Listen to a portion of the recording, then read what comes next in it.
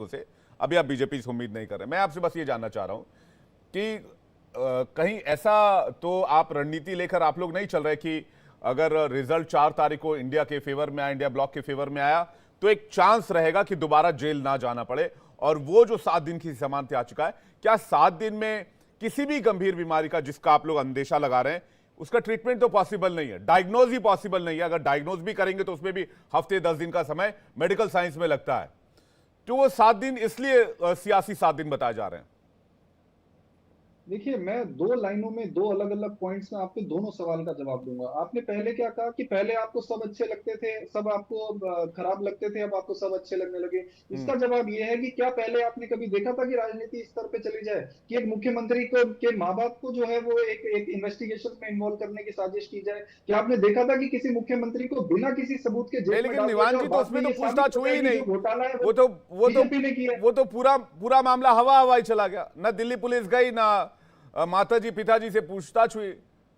इनके आधे मामले तो हवा हवाई तभी हो जाते हैं क्योंकि हम शोर मचा देते हैं, हम जनता के सामने पोल खोल देते हैं इनकी, इसीलिए इनके आधे से ज्यादा षड्यंत्र तो हवा हवाई हो जाते हैं। नहीं तो ये तो क्या क्या सोचते हैं, नहीं तो निवान भाई, दिल्ली क्या पुलिस क्या जाती साजिश तब ना करते तो हैं पोल जो आप किसकी सोच खुल भी नहीं गई। सकते।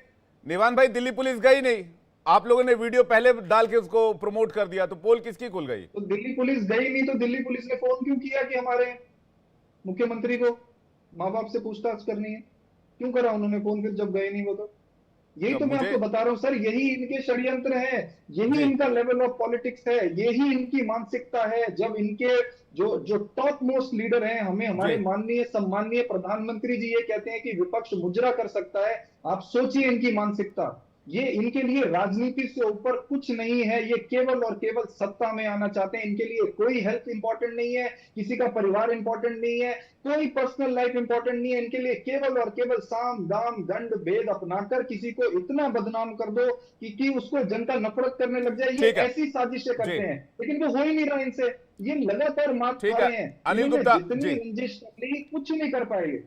ठीक है अनिल गुप्ता जी के पास जा रहा हूं उसका जवाब लेने के लिए। अनिल गुप्ता जी, अगर आपको आवाज आ रही है। अनिल गुप्ता जी, जमानत तो कोर्ट से वो आगे की मांग रहे हैं 7 दिन की, तकलीफ आप लोगों को क्यों हो रही है? आप लोग इसे नौटंकी ड्रामा क्यों करार दे रहे हैं? भाई उनके और उनके कोर्ट के बीच का मामला है, उनको जमानत कोर्ट देगी, नहीं देगी तो कोर्ट डिनाई करेगी।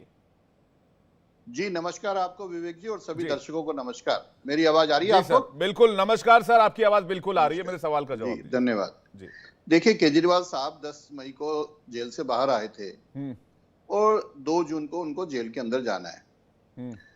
किसी भी व्यक्ति की तबीयत खराब है तो उसको इसका टेस्ट कराना चाहिए, इलाज कराना चाहिए, इसमें कोई दो राय नहीं है। व्यक्ति की सेहत इंपॉर्टेंट है। पर दिक्कत क्या है कि जो केजरीवाल साहब हैं या इनकी पार्टी के लीडर्स हैं, इनको झूठ बोलना, नौटंकी करना, कभी जेल से वोट, कभी बीमारी से वोट, इस तरीके की रोजाना के रोजाना इनको नौटंकी आती है। सर, अगर आपको दिक्कत है तो आप आज ही टेस्ट कराइए ना, इलाज कराइए।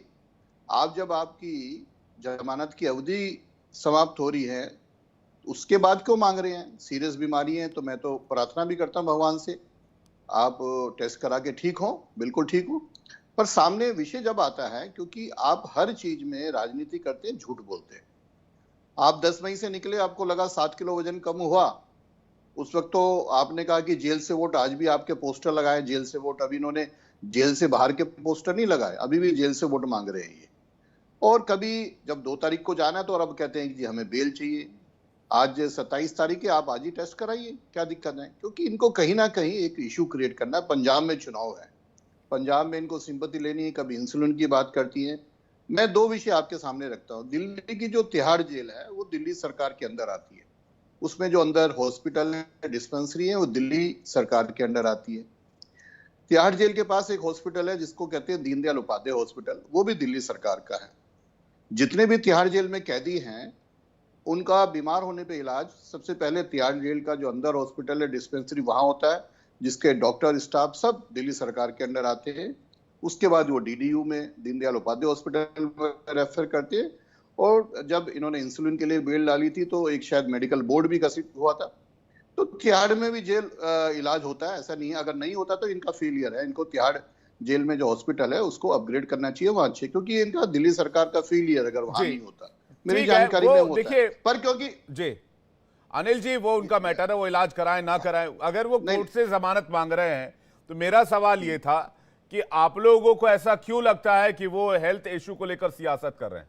मैंने ये पूछा। मैं बेल कोर्ट देगी, बेल डिनाई कोर्ट करेगी, बिल- उसमें आप लोगों को सियासत क्यों दिखता है? अनिल जी, मैं जवाब देता हूं।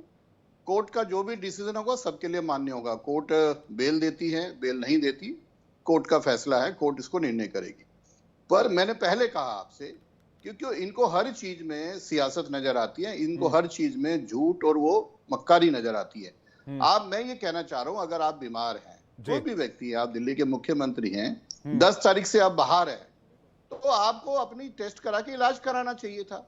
अब जब 2 तारीख को जब आपकी बेल की जमानत की अवधि खत्म हो रही है, उसके बाद 7 दिन क्यों चाहिए? ठीक है सर, आज 27 तारीख है, सीरियस बीमारी है, हम तो प्रार्थना करते हैं चैनल पे आपके कि वो स्वस्थ रहे, क्योंकि कोई पर्सनल दुश्मनी तो है नहीं, राजनीतिक है। पर क्योंकि उनको अपने राजनीतिक फायदे के लिए, एक बार तो वो कहते हैं कि जेल से सरकार चलाऊंगा, एक बार कहते हैं जेल से वोट, उसके बाद वो जेल जाने से डर रहे हैं।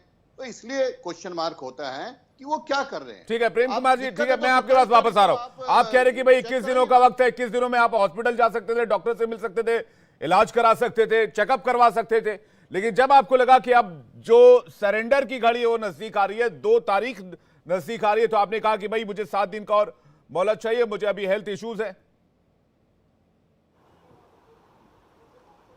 विवेक शांडिली जी, सबसे पहले ये देखिए कि जमानत उनको मिली क्या, हेल्थ ग्राउंड